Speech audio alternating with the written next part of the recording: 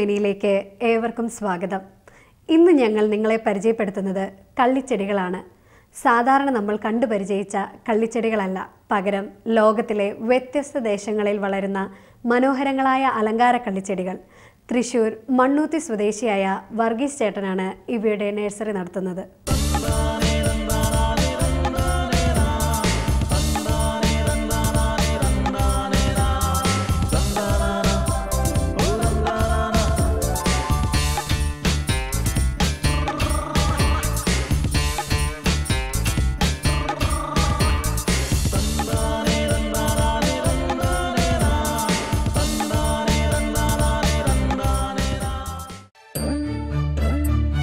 തൃശൂർ ജില്ലയിലെ മണ്ണൂത്തി നഴ്സറികളാൽ പ്രസിദ്ധമാണ്. എന്നാൽ ഇവിടെ കോണ്ടിനെന്റൽ കാറ്റോറിയം നഴ്സറി ഉടമ വർഗീസ് ചേട്ടൻ പ്രസിദ്ധനാകുന്നത് ഇവിടെ നിരത്തിയിരിക്കുന്ന വ്യത്യസ്തങ്ങളായ കള്ളിച്ചെടികളുടെ ശേഖരണത്തിലൂടെയാണ്. ഇവയെ ഒന്ന് കണ്ടാൽ എടുത്ത് ഒരു പൂവിനെ പോലെ താലോലിക്കാൻ തോന്നുമെങ്കിലും കൂടുതൽ അഭ്യാസങ്ങൾക്ക് മുതിരണ്ട എന്നാണ് വർഗീസ് ചേട്ടന്റെ ഉപദേശം.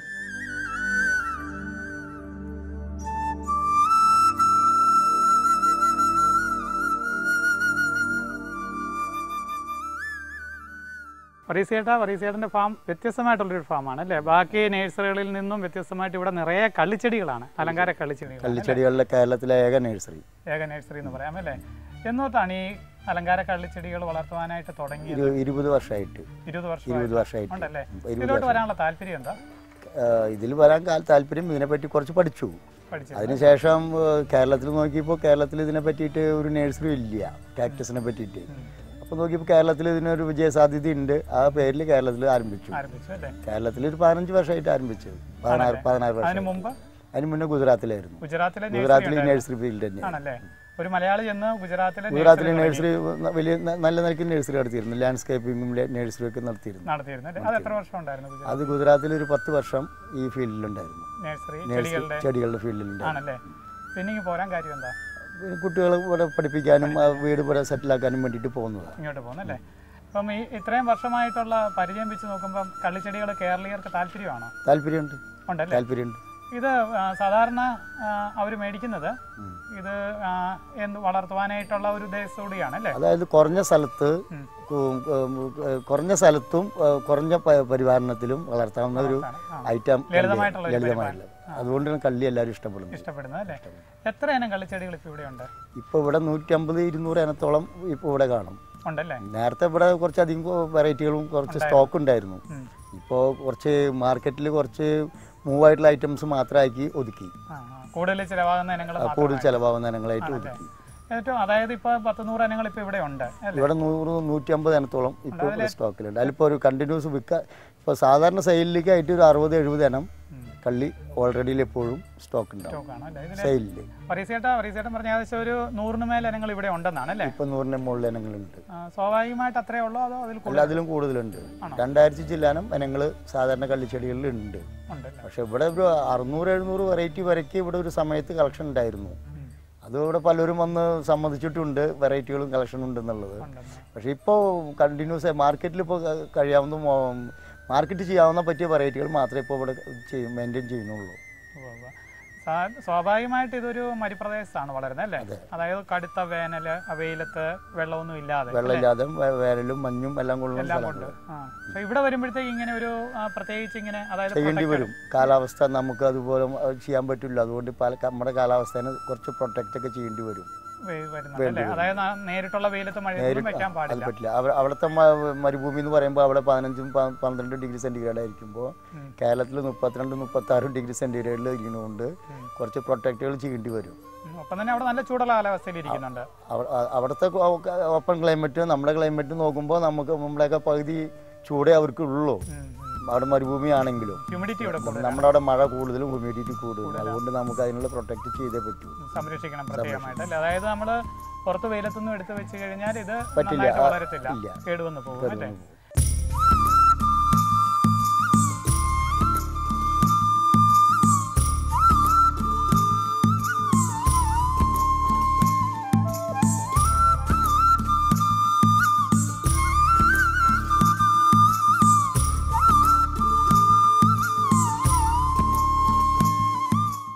റീസെന്റ് ഇപ്പൊ ഇതിനകത്ത് കറുത്ത ചട്ടിയുണ്ട്, പച്ചയുണ്ട്, തവിട്ട് അല്ലേ, ടെറാക്കോട്ട ചട്ടിയുണ്ട്. ടെറാക്കോട്ട ചട്ടി. ഇതില് ഈ കറുത്ത ചട്ടിയിലുള്ളതിന് ഈ കറുത്ത അത് റേറ്റ് തിരിച്ചറിയാൻ വേണ്ടിയിട്ട് കറുത്ത ചട്ടിയിലുള്ള ചെടിക്ക് 50 രൂപയും ടെറാക്കോട്ട കളറിലുള്ള ചെടിക്ക് 70 രൂപയും പച്ച ചട്ടിയിലുള്ളതിന് 80 രൂപയും റേറ്റ് നിശ്ചയിച്ചിരിക്കും. ഒരു എളുപ്പ വഴിയാണ്, എളുപ്പ വഴി.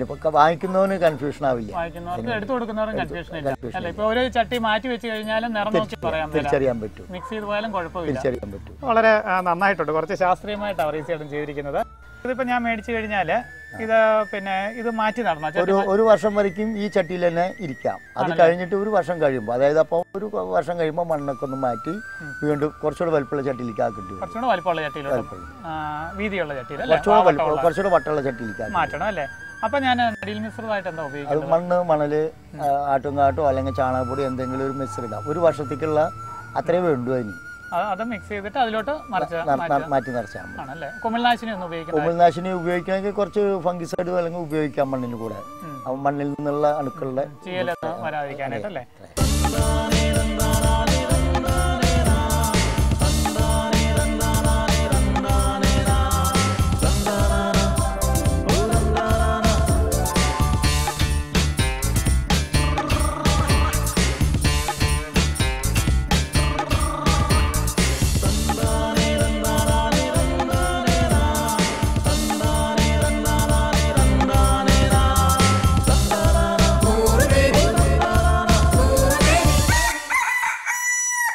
ഇത്ര ഇനങ്ങളിലുള്ള ഈ വൈവിധ്യം എന്ന് പറയുന്നത് എന്തൊക്കെയാണ്? ഇതിൻ്റെ അകത്ത് വൈവിധ്യം എന്ന് പറയുന്നത് ഷേപ്പിലൊരു വ്യത്യാസം. ഷേപ്പുകൾ പലരും പല ഷേപ്പുകളായിരിക്കും, പലരും മുള്ളുകൾക്ക് പ്രത്യേകത ഉണ്ടായിരിക്കും.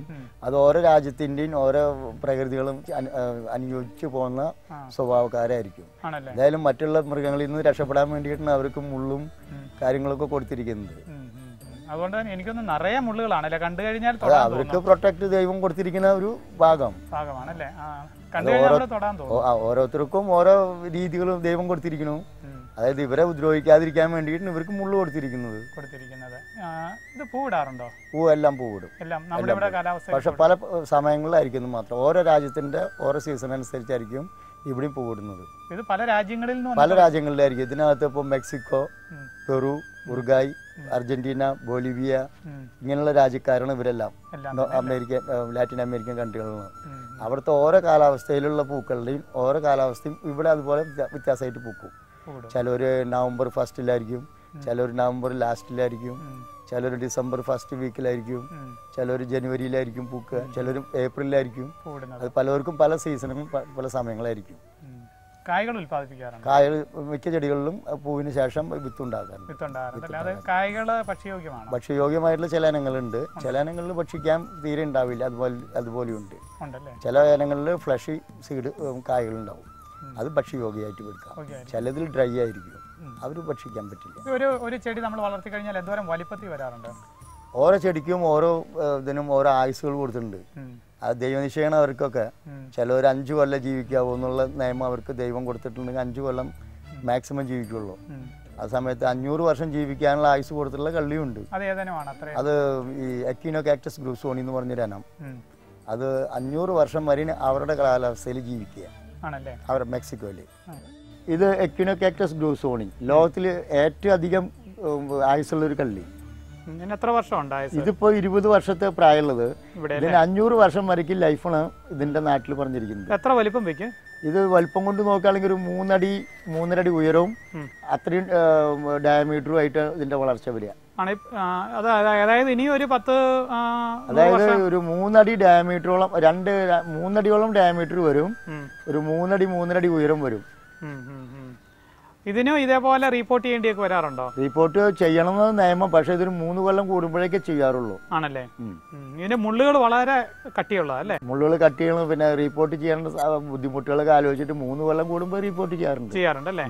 അപ്പൊ എല്ലാ കള്ളിച്ചെടികളും ആ വലിപ്പം വെക്കുമോ അതോ? അല്ല, എല്ലാതും വരില്ല.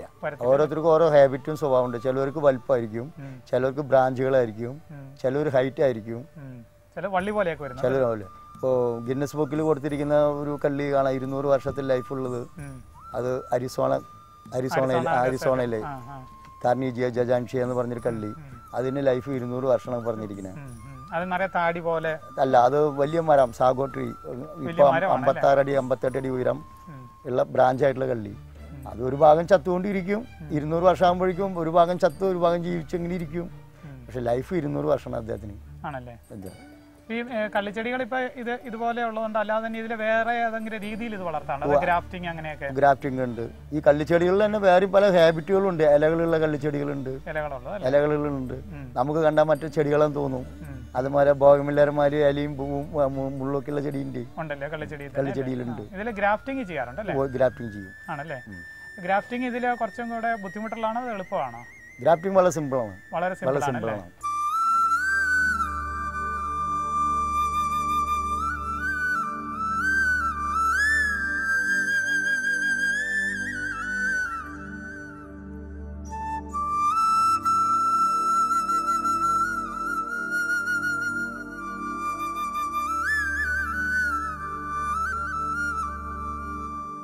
ഇതാണ് ഗ്രാഫ്റ്റ് ചെയ്ത കാക്ടസ് അല്ലേ? ഗ്രാഫ്റ്റ് ചെയ്ത ഇത് എങ്ങനെയാണ് ചെയ്തിരിക്കുന്നത്? ഇതിപ്പോ ഗ്രാഫ്റ്റ് ചെയ്തിട്ട് 2 വർഷത്തോളമായിട്ടുള്ള ചെടിയാണ്. ഇത് ചെയ്യുന്ന രീതി എങ്ങനെയാണ്? അപ്പോൾ ഇതിന്റെ മുകളിൽ ഒരു ബ്രാഞ്ച് പൊട്ടിച്ചെടുത്തതിന് ശേഷം വേറൊരു ചെടിയുടെ റൂട്ട് സ്റ്റോക്ക്, അതായത് ചെടി എന്ന് പറഞ്ഞ റൂട്ട് സ്റ്റോക്ക്, അത് കട്ട് ചെയ്തിട്ട് അതിൽ ഇത് വെച്ച് കെട്ടുന്ന ഒരു പരിപാടി ഉണ്ട്. ആ ഗ്രാഫ്റ്റിങ്ങിന് ചെയ്യുന്ന രീതി വളരെ സിമ്പിൾ പരിപാടിയാണ്. അതായത് ഇപ്പൊ ഈ കള്ളിച്ചെടി ഇപ്പൊ ഈ സക്കർ പൊട്ടിച്ച് നമുക്ക് വേര് വരുത്താൻ വളരെ ടഫാണ്. കാരണം ഈ ക്ലോറോഫിൻ കുറഞ്ഞ ഇനം വേര് വരാനായിട്ട് അതുകൊണ്ട് അതിന് ഗ്രാഫ്റ്റ് ചെയ്താൽ മാത്രമേ അത് വിജയിക്കുള്ളൂ. അതായത് ഇത് മുറിച്ചെടുത്ത് നട്ട് വളരില്ല, ക്ലോറോഫിന്റെ അപ്പൊ നമ്മൾ ഗ്രാഫ്റ്റ് ചെയ്ത് കഴിഞ്ഞാൽ വളർന്നു വരും. ഈ ഗ്രാഫ്റ്റ് ചെയ്ത കള്ളിച്ചെടികൾക്ക് സാധാരണ വിത്തിൽ നിന്നോ അല്ലെങ്കിൽ സക്കർ വഴിയുള്ളതിനേക്കാൾ ആയുസ് കൂടുതലാണോ കുറവാണോ? ഗ്രാഫ്റ്റ് ചെയ്തതിന് ആയുസ് കുറയും. കാരണം ഇതിന്റെ 5 വർഷത്തെ വളർച്ച ഈ ഗ്രാഫ്റ്റ് ചെയ്യുമ്പോൾ 1 വർഷം കൊണ്ട് തന്നെ കിട്ടും. പെട്ടെന്ന് വലുതാവും. ഈ ഹോർമോൺ കുത്തിവെച്ചുള്ള കോഴിയുടെ കാര്യം പെട്ടെന്ന് വലുതാവും. അതേപോലെ പെട്ടെന്ന് അതിന്റെ ലാസ്റ്റിംഗ് ആവും. അപ്പൊ ഈ ഗ്രാഫ്റ്റ് ചെയ്തതും ബാക്കി നമ്മൾ ഉള്ള കള്ളിച്ചെടികളുണ്ടല്ലോ, അതിന്റെ പരിപാലനത്തിൽ എന്തെങ്കിലും വ്യത്യാസമുണ്ടോ? പരിപാലനത്തിൽ നോക്കുമ്പോൾ ഇതിന്റെ ടോപ്പിലിരിക്കുന്ന വെറൈറ്റിയുടെ ഇതും താഴത്തെ റൂട്ട് സ്റ്റോക്കിന് രണ്ടിനും ഒരേമാതിരി കെയർ ചെയ്യേണ്ടി വരും. ഒരേമാതിരി കെയർ ചെയ്യേണ്ടി വരും. ആ സമയത്ത് നേരിട്ടുള്ള റൂട്ടാണെന്നുണ്ടെങ്കിൽ ആ ഒരു ചെടീനെ മാത്രമേ കെയർ ചെയ്യുന്നുണ്ട്. ഇതാകുമ്പോ രണ്ടിനും കൂടി കെയർ കൊടുക്കേണ്ടി വരും. അതായത് റൂട്ട് സ്റ്റോക്കും കേടാകാതെ നോക്കണം, ടോപ്പും കേടാകാതെ നോക്കണം. ആ രണ്ടും കൂടി ശ്രദ്ധിക്കണം. ആ രണ്ടും കൂടി കമ്പയർ ചെയ്ത് പോയാൽ മാത്രമേ ചെടി നിലനിൽക്കുള്ളൂ. ഇത് കാണാൻ വളരെ ഭംഗിയാണ്. കാണാൻ ഭംഗി എന്ന് പറഞ്ഞാൽ ഇതുപോലെ പുതിയ പുതിയ വെറൈറ്റികൾ, ന്യൂട്രീഷനിൽ വന്ന കളറുകൾ, ഇതൊക്കെ ഗ്രാഫ്റ്റ് ചെയ്തിട്ട് സാധാരണ അത് ഇത് ചെയ്യുള്ളൂ.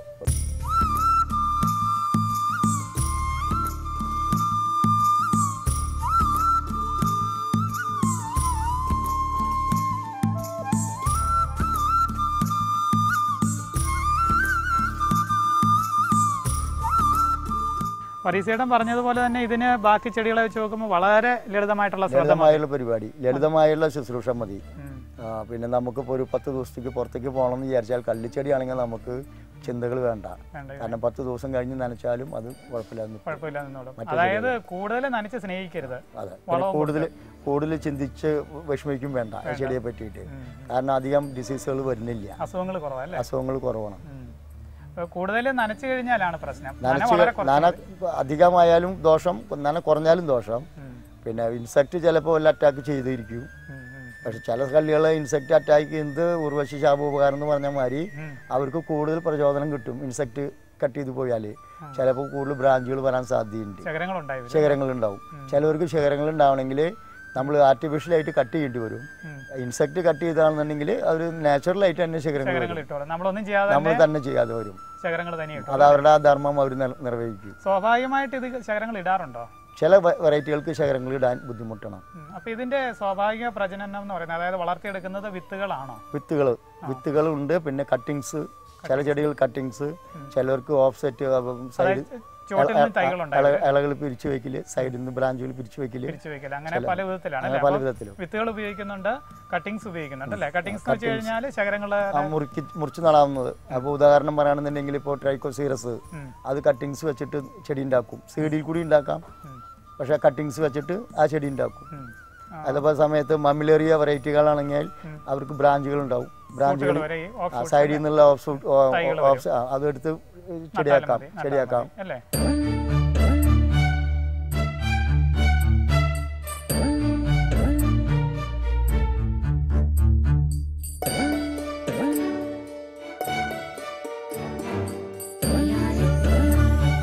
പരിസേട്ടാ ഈ ചെടി ഏതാണ്? ഈ ചെടി നോട്ടോ കാക്ടസ് ലെനിങ് ഹൗസി എന്നുള്ള പേരിലാണ്. എന്തോരം ഇത് ഒരു 3 വർഷത്തെ പ്രായമുള്ള ചെടിയാണ്. ആയതാണല്ലേ. ഇത് പ്ലാന്റ് ചെയ്യാനായിട്ട് ഇപ്പൊ ഈ തൈ പ്ലാന്റ് ചെയ്യാനായിട്ട് അതിന് എന്തോരം വലിപ്പം വെക്കണം? അതിന് എന്താ പ്രത്യേകത? ഇല്ല, ചെറിയ വലിപ്പത്തിലും പ്ലാന്റ് ചെയ്യാം. പക്ഷെ കുറച്ച് മാച്ചുർ ആയി കഴിഞ്ഞാൽ അതിന് കുറച്ചുകൂടി കൂടുതൽ സക്സസ് ആവും. ആണല്ലേ. ഇതിന് വേര് വരണമെന്നുണ്ടോ? വേര് വരണമെന്നില്ല, വേര് വരും പിന്നീട് വന്നു. ഇത് മുറിച്ചെടുത്തിട്ട് നമുക്ക് നടീൽ വസ്തുവായിട്ട് ഉപയോഗിക്കാൻ പറ്റും.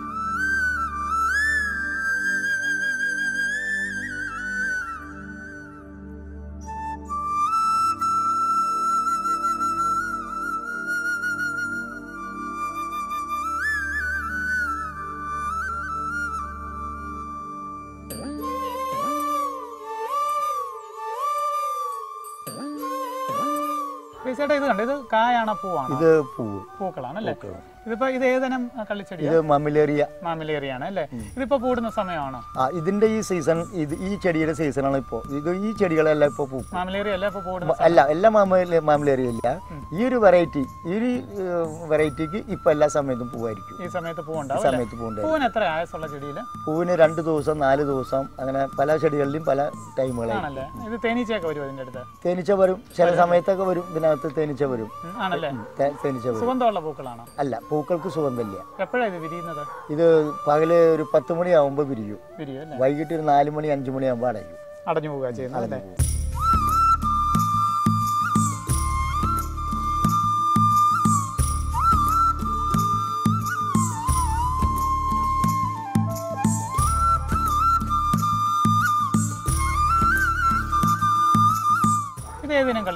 ഇതിന്റെ പേര് ആസ്ട്രോഫൈറ്റം. ആസ്ട്രോഫൈറ്റത്തില് ഓർണാറ്റം, ബിഷപ്പ് കേപ്സ് ഇതിന്റെ കോമൺ പേര്. ബിഷപ്പ് കേപ്പ് കോമൺ പേര്. ഏതാണ്ട് ഒരു ബിഷപ്പിന്റെ തൊപ്പി മാതിരി. ഇതിന്റെ പ്രത്യേകത, ഇതിന് പൂവുണ്ടാവണമെങ്കിൽ കുറഞ്ഞൊരു 5-6 വർഷത്തെ പ്രായമെങ്കിലും വേണം. ഇതിപ്പോ 2 വർഷം എത്തിയിട്ടുള്ളൂ. പിന്നെ ഇതിന് സക്കർ സാധാരണ മറ്റുള്ള കള്ളികൾക്ക് ഉണ്ടാവുന്ന മാതിരി സക്കർ ഉണ്ടാവില്ല. ചോട്ടിൽ തൈകൾ ഉണ്ടാവില്ല. വളർച്ച സ്ലോ ആയിരിക്കും. പക്ഷെ എങ്കിലും 7 വർഷമെങ്കിലും ആവാതെ ഇതുമ്പോൾ പൂക്കൂല. പൂവുണ്ടാവും. പൂ വിത്തിൽ കൂടി മാത്രം. അല്ലെങ്കിൽ പിന്നെ ഇതിനെ ഗ്രാഫ്റ്റ് ചെയ്തിട്ട് കുറച്ച് മാച്ചുവറാക്കി എടുക്കാൻ പറ്റും. കുറച്ചുകൂടി പെട്ടെന്ന് വളർച്ച എടുക്കാൻ പറ്റും.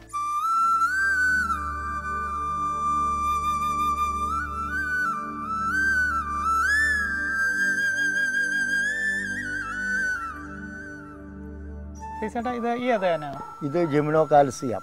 ജിംനോകാൽസിയത്തിൽ സഗുലോണി എന്നൊരു ഇത് കുറച്ച് ഹാർഡ് വെറൈറ്റി ആയിരിക്കും. ഇത് എളുപ്പം കേടുവന്ന് പോകുന്ന ഒരു വെറൈറ്റി അല്ല. പിന്നെ ഇതുമാതിരി തന്നെ പൂവുണ്ടായതിനു ശേഷം അതിന് സക്കർ ഉണ്ടാകുമ്പോൾ വളരെ അപൂർവമാണ്. പൂവുണ്ടായതിനു ശേഷം സീഡിൽ കൂടി മാത്രമേ ഇതിന്റെ പ്രിപ്പറേഷൻ എടുക്കുള്ളൂ. കട്ടിങ്സോ അല്ലെങ്കിൽ സക്കറോ എളുപ്പമല്ല. തൈകൾ വല്ലപ്പോഴും ചിലപ്പോൾ ഫിസിക്കൽ ഡാമേജ് ഉണ്ടാവും. അല്ലാതെ സാധാരണ നിലയ്ക്ക് നോർമലായിട്ട് ഇതിന് ബ്രാഞ്ച് വരില്ല. മുള്ളുകൾ നല്ല കട്ടിയുള്ളതാണ്. നല്ല ചെടി നല്ല ഹാർഡ്. പെട്ടെന്ന് കേടുവരില്ല. പെട്ടെന്ന് വലുതായിട്ട് പ്രശ്നം ഉണ്ടാവില്ല. വളരെ സ്ലോവിൽ തൈകൾ ഉൽപ്പാദിപ്പിക്കാൻ പൂവ് തന്നെ വിത്തിൽ തന്നെ പറ്റും. ഫിസിക്കൽ ഡാമേജ് എന്തെങ്കിലും ടോപ്പിൽ ഫിസിക്കൽ ഡാമേജ് വന്നാൽ ഗ്രോത്ത് വരാതെ അങ്ങനെ വന്നാൽ മാത്രം സൈഡിൽ നിന്ന് ബ്രാഞ്ചുകൾ വരും. സക്കറുകൾ വരും. അല്ലെങ്കിൽ ഇങ്ങനെ തന്നെ വളരുള്ളൂ.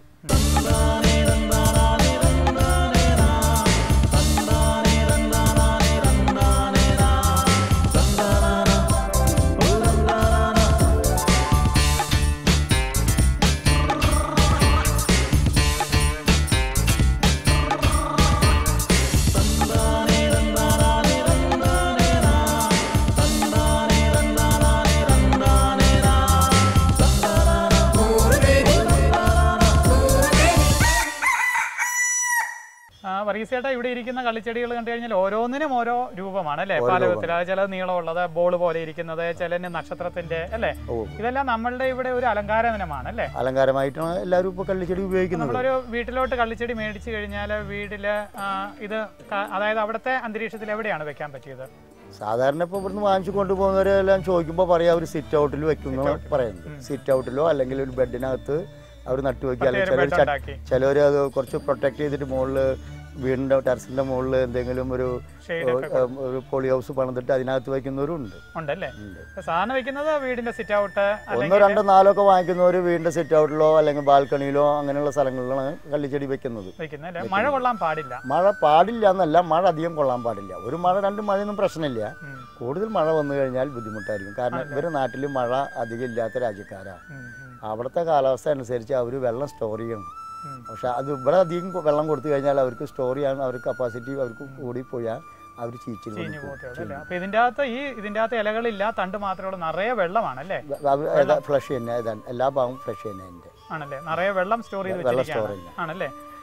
ഇത് അതുകൊണ്ട് തന്നെ മഴയിൽ നിന്ന് ഒഴിവാക്കണം, ഒപ്പം തന്നെ നനയും കുറയ്ക്കണം. മഴയിൽ നിന്ന് ഒഴിവാക്കും, പരമാവധി മഴയിൽ നിന്ന് ഒഴിവാക്കുന്നതാണ് പറയാം. അപ്പൊ ഇതിന്റെ ഈ വളമിടിയിലുണ്ടല്ലോ, നമ്മളിപ്പോ ബാക്കി ചെടികളാണെങ്കിൽ ഇടയ്ക്കിടയ്ക്കൊക്കെ വളം കൊടുക്കണം. അങ്ങനെ വർഷത്തിൽ ഒരിക്കൽ റിപ്പോർട്ട് ചെയ്യണം. ഈ ചെടി ഏത് ചട്ടിയിലായാലും അത് വർഷത്തിൽ ഒരിക്കൽ റിപ്പോർട്ട് ചെയ്യുമ്പോൾ ആ മണ്ണും ചേഞ്ച് ചെയ്യണം.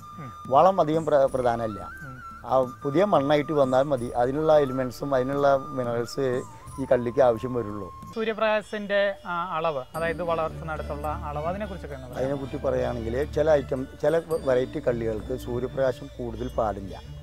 ചിലവർക്ക് കുറവ് വേണ്ടു, ചിലവർക്ക് കൂടിക്കഴിഞ്ഞാൽ ദോഷങ്ങൾ ചെയ്യും. അത് ഉദാഹരണം പറയുകയാണെങ്കിൽ ജിംനോകാൽസിയം, മിഹാനോവിച്ച്, റെഡ് ക്യാപ്പ്, ആ കാക്ടസിന് കൂടുതൽ സൂര്യപ്രകാശം അടിക്കാൻ പാടില്ല. അങ്ങനെ സൂര്യപ്രകാശം അടിക്കുകയാണെങ്കിൽ ആ കള്ളി ഫേഡായി പോകും, കേടുവന്ന് പോകും. അങ്ങനെ പലവർക്കും അങ്ങനെ സൂര്യപ്രകാശം കൺട്രോൾ ആയിട്ട് വെക്കേണ്ടി വരും. അപ്പോൾ ഇവിടുന്ന് ഒരാൾ മേടിക്കുമ്പോൾ അത് ചോദിച്ചിട്ട് വേണം മേടിക്കാൻ. അത് പറഞ്ഞു കൊടുക്കും, സ്ഥലം വെക്കുന്ന സ്പോട്ട് എവിടെയാണെന്ന് ചോദിച്ചിട്ട് തന്നെ സാധാരണ പാർട്ടിയെ വിടാറുള്ളൂ. വറീസേട്ടൻ ശരിക്കും ഇതിനെക്കുറിച്ച് പഠിച്ചിട്ടുണ്ടല്ലേ? അതിപ്പോ ഇങ്ങനെ ഒരു സംരംഭം ചെയ്യാൻ പറ്റില്ല. മറ്റുള്ള ചെടികളുടെ മാതിരി നമുക്ക് എന്തെങ്കിലും ചെയ്താൽ പറ്റില്ലല്ലോ. ഇത് വാങ്ങിക്കുന്ന പാർട്ടികളും ഇതിനെ കുറച്ച് അറിയണമല്ലോ. എന്തെങ്കിലും അറിവ് കൊടുക്കാതെ അവർക്ക് വാങ്ങിച്ചിട്ട് കാര്യമില്ലല്ലോ. അപ്പൊ ഒരു ഇതൊക്കെ പറഞ്ഞു മനസ്സിലാക്കി കൊടുക്കും. വെക്കേണ്ട സ്പോട്ടുകൾ പറഞ്ഞു കൊടുക്കും, ട്രീറ്റുകൾ പറഞ്ഞു കൊടുക്കും. പിന്നെ ചിലവർക്ക് എല്ലാവർക്കും മിക്കവർക്കും അറിയാം ഇതിന്റെ കാര്യങ്ങൾ. കാരണം കുറച്ചൊക്കെ അവരും പുസ്തകങ്ങളും മറ്റും വായിച്ചും മനസ്സിലാക്കിയിട്ടുണ്ട്.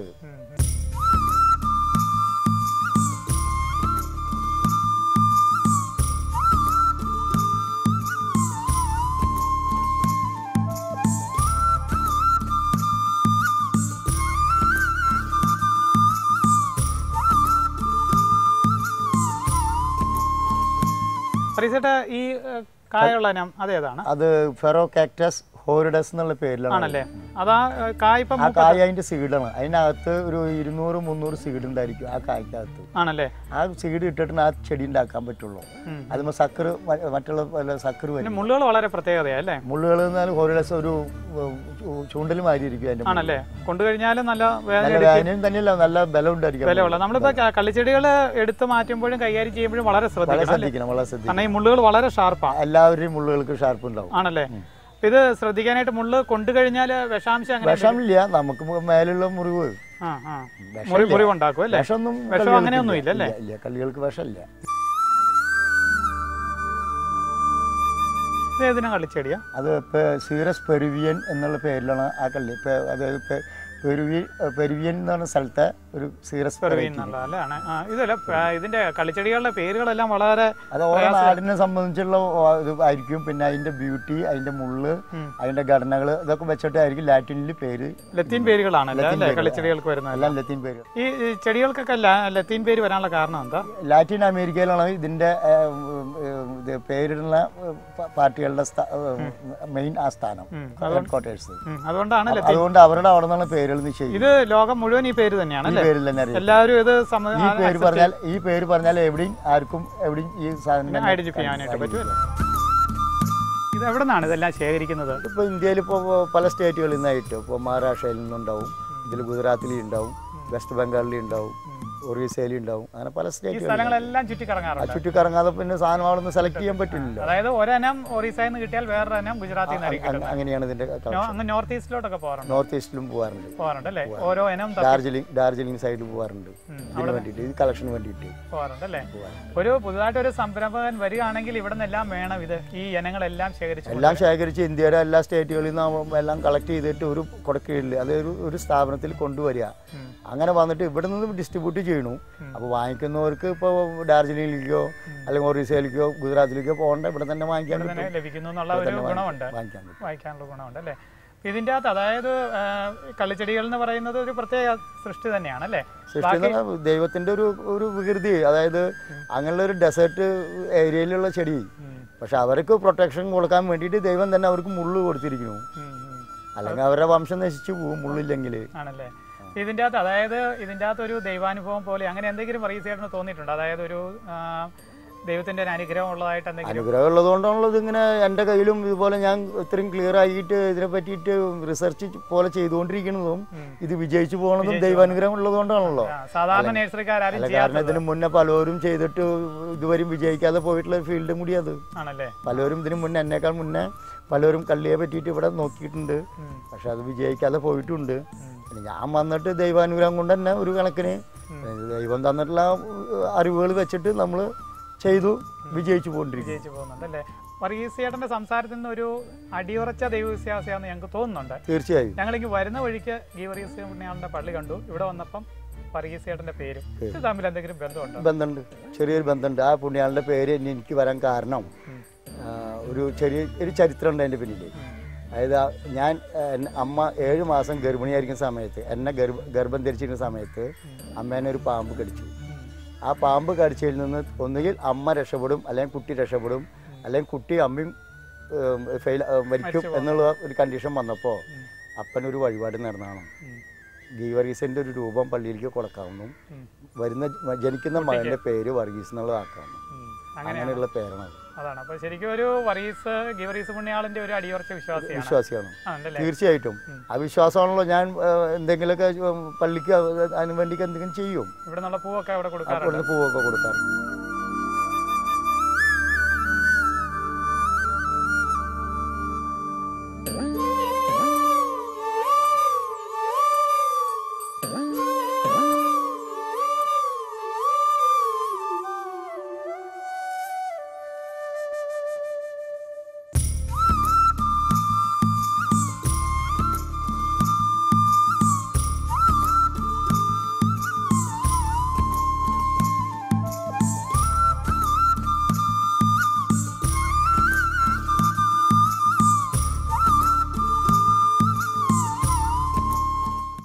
വർഗീസേട്ടൻ പറഞ്ഞതുപോലെ അത്ഭുതകരമായ ദൈവിക ഇടപെടലുകൾ നമ്മുടെ ജീവിതത്തിലും ഉണ്ടായിട്ടുണ്ടാവാം.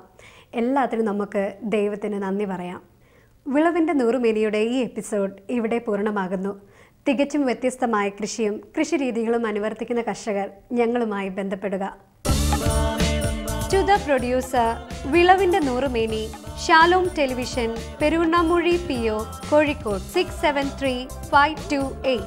Email info@shalomtelevision.com.